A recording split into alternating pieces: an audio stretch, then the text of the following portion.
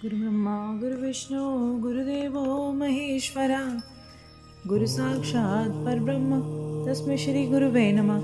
ओम श्री गणेशाय नमः। बोल शंकर भगवान की जय, बोल गौरा मैया की जय। हर हर महादेव।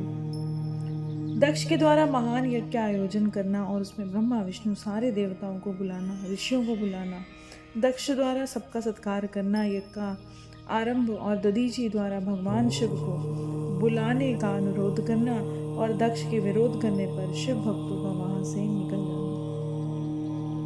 अब ब्रह्मा जी कहते हैं, नारद, एक समय दक्ष ने बहुत बड़ा यज्ञ किया जिसमें सारे देवी देवताओं को, सारे ऋषियों को बुलाया और उन सबको आमंत्रित किया कि वो यज्ञ में पधारे।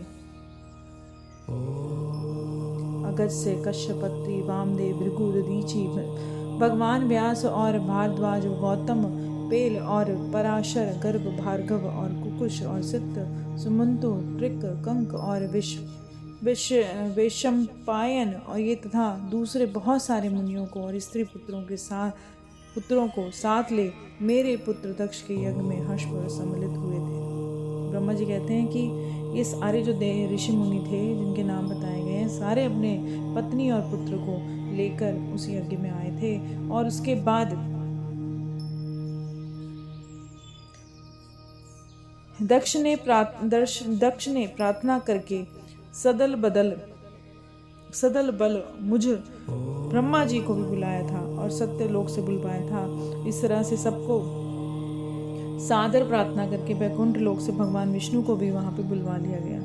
शिवद्रोही दुरात्मा दक्ष ने सबका बड़ा सत्कार किया। विश्वकर्मा ने अत्यंत दीप्तमान, विशाल और बहुमूल्य दिव्य भवन बनाए उसके लिए कि ताकि सब लोग वहां ठहर पाएं, क्योंकि वहां बहुत बड़ा यज्ञ होने जा रहा था। दक्ष ने भवन में अतिथियों को ठहरने के लिए दे दिए और सबको सम्मानित भी किया।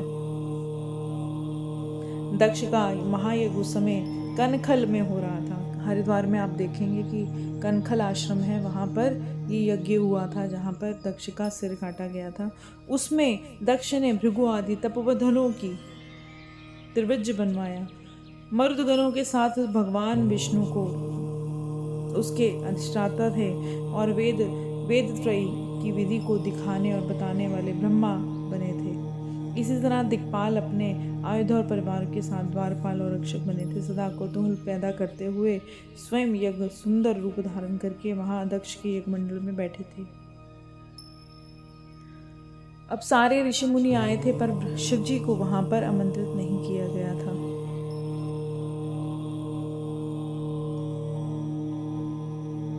कौतुक और मंगलाचार करके जब दक्ष ने यज्ञ की दीक्षा ली, जब उनके लिए बारंबार स्वस्ति वाचन किया जाने लगा, तब वह अपनी पत्नी के साथ बड़ी शोभा पाने लगे, बहुत अच्छे लगने लगे। इतना सब करने पर भी दुरात्मा दक्ष ने यज्ञ में भगवान शंभु को, शिव को आमंत्रित नहीं किया। उनकी दृष्टि में कपालधारी होने के कारण निश्चय ही यज्ञ के भाग पाने के योग्य वो शंभु नहीं थे। सती प्रजापति दक्ष की प्रिय पुत्री थी और कपाली की पत्नी होने के कारण, शिवजी की पत्नी होने के कारण दोषदर्शी दक्ष ने अपने यज्ञ में उनको नहीं बुलाया। इस प्रकार से जब दक्ष का यज्ञ महोत्सव आरंभ हुआ तब यज्ञ मंडप में आए हुए सारे जितने भी ऋषि मुनि थे अपने कार्य में लग गए। और उस समय भगवान शंकर को वहां पर ना देखकर शिव भक्त जो दधीचि हैं बहुत ही बेचैन उठे और बोलते हैं कि दधीचि कहते हैं कि सारे मुख्य देवता और ऋषि तो यहाँ पर आए हैं और मेरे शंकर यहाँ नहीं आए। इसका क्या कारण है? देवेश्वर बड़े ही मुनि लोकपाल यहाँ पधारे हैं, पर मेरे महात्मा पिनाकपानी शंकर के बिना ये यज्ञ शोभा नहीं दे रहा। वो यहाँ क्यों नहीं आए? मंगल में भगवान शिव की कृपा दृष्टि से समस्त मंगल कार्य संपन्न होते हैं। जिनका ऐसा प्रभाव है, ऐसा पुराण पुरुष विषभध्वज परमेश्वर श्री नीलकंठ यहाँ क्यों नहीं दिखाई दे रहे? दक्ष जिनकी संपर्क में आने पर, जिनके स्वीकार कर लेने पर अमंगल भी मंगल हो जाते हैं, जिनकी 15 नेत्रों से देखे जाने पर बड़े बड़े नगर तत्काल मंगलमय हो जाते हैं, उनका इस यज्ञ में पदार्पण होना अंत्यत आवश्यक है। इसलिए तुम्हें स्वयं ही परमेश्वर शिव को यहाँ शीघ्र बुलाना चाहिए। ब्रह्मा प्रभावशाली भगवान विष्णु देव राजेंद्र लोकपालगण ब्राह्मणों और सिद्धों की सहायता सर्वथा प्रदान करके यज्ञ की पूर्ति के लिए भगवान शंकर को यहाँ ले आना चाहिए। आप सब लोग उस स्थान पर जाएं जहाँ महेश्वर विराजमान हैं। वहाँ दक्ष नंदिनी सती के साथ भगवान शंभु को तुरंत जाकर ले आओ। देवेश्वरों जगदम्बा सहित में परमात्मा शिव यदि यहाँ आ गए तो सब कुछ पवित्र हो जाएगा। उनके स्मरण से उनके नाम लेते सारा काम पुण्य में हो जाता है और पूर्ण प्रयत्न करके भगवान विष्णुध्वज को यहाँ ले आना चाहिए। भगवान शंकर का यहाँ पदार्पण यहाँ आते ही ये यज्ञ पवित्र हो जाएगा और यह पूरा, अन्यथा ये पूरा नहीं हो सकेगा। मैं सत्य कहता हूँ। दधीचि के वचन सुनकर दक्ष हंसते हुए बड़े रोष में आ गया और भगवान विष्णु से संपूर्ण देवताओं के उसने कहा कि भगवान विष्णु संपूर्ण देवताओं के मूल हैं, जिसने सनातन धर्म प्रतिष्ठित है और जब इनको मैंने सादर बुला लिया है, इनको मैंने आमंत्रित कर लिया है, तो यज्ञ कर्म में क्या कमी हो सकती है, जिसमें वेद यज्ञ नाना प्रकार के समस्त कर्म प्रतिष्ठित हैं। वह भगवान विष्णु तो यहाँ आ ही गए हैं। अब दक्ष कह रहे हैं कि भगवान विष्णु सारे देवता जो जो सम्मानीय है सारे ही इस यज्ञ में आ गए हैं, तो फिर भगवान शिव की क्या जरूरत है।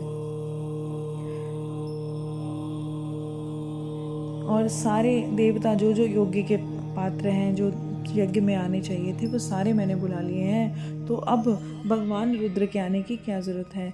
तब हमें यहाँ रुद्र से क्या प्रयोजन है। मैंने ब्रह्मा जी के कहने से अपनी कन्या रुद्र को ब्याह दी थी। वैसे मैं जानता हूँ हर कुलीन नहीं है और उनके ना तो माता है ना पिता है। वे भूतों प्रेतों और पिशाचों की स्वामी हैं, अकेले रहते हैं। उनका अतिक्रमण करना, दूसरों के लिए उनको फॉलो करना बहुत कठिन है। वे आत्म प्रशंसक मूढ़ हैं, जड़ हैं और मौनी हैं, ईर्ष्यालु हैं, मौन रहते हैं, ईर्ष्या करते हैं।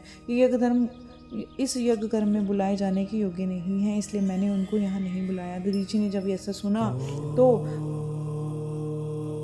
फिर कभी ऐसी बात नहीं, और दधीचि कहने लगे फिर कभी ऐसी बात नहीं कहनी चाहिए। मेरी प्रार्थना है कि आप सब लोग मिलकर मेरे इस महान यज्ञ को सफल बनाएं। और दधीचि से वो कहते हैं कि आपको फिर से ऐसी बात नहीं कहनी चाहिए कि रुद्र भगवान को बुला लो, शिव जी को बुला लो, और आप सबसे हाथ जोड़ के प्रार्थना है कि इस यज्ञ को सफल बनाएं। दक्ष की बात सुनकर दधीचि सारे समस्त देवताओं और मुनियों के सुनते हुए वहाँ सारगम्भित बात कही और दधीचि बोले, दक्ष, उन भगवान शिव के बिना यहाँ महान यज्ञ अयज्ञ हो गया है, तब यह यज्ञ कहलाने योग्य नहीं रह गया।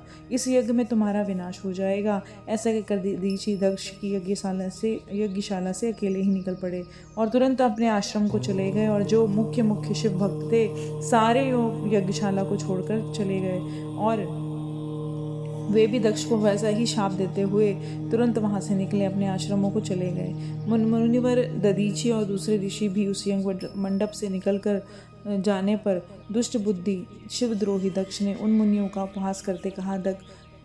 उनका उपहास करते हुए दक्ष क्या कहते हैं कि जिन्हें शिव प्रिय है वह नाम मात्र के ब्राह्मण दधीचि चले गए हैं। उन्हीं के समान जो दूसरे थे वो भी यहाँ से चले गए। अब बड़ी शुभ बात हो गई है और मुझे सदा यही अवशिष्ट है। देवेश देवता और मुनियों, मैं सत्य कहता हूँ, जिनके चित्त की विचार शक्ति नष्ट हो गई है, जो मंद बुद्धि हैं और मिथ्यावाद में लगे हैं, ऐसे वेद भ्रष्ट दुराचारी लोगों को यज्ञ कर्म से त्याग देना चाहिए। विष्णु आदि समस्त सब देवता ब्राह्मण वेदवादी हैं। अब मेरे इस यज्ञ को शीघ्र ही सफल बनाएंगे। ब्रह्मा जी कहते हैं, दक्ष की बात सुनकर शिव जी की माया से मोहित हुए समस्त देव ऋषि और देवताओं पूजन और हवन में लग गए। और मुनिवर नारद इस प्रकार से यज्ञ को तो शाप मिला और उसका वर्णन किया गया है और यज्ञ के विध्वंस की घटना अब बताई जा रही है, उसको आप आदरपूर्वक सुनो। बोल शंकर भगवान की जय, बोल गौरा मैया की जय। हर हर महादेव।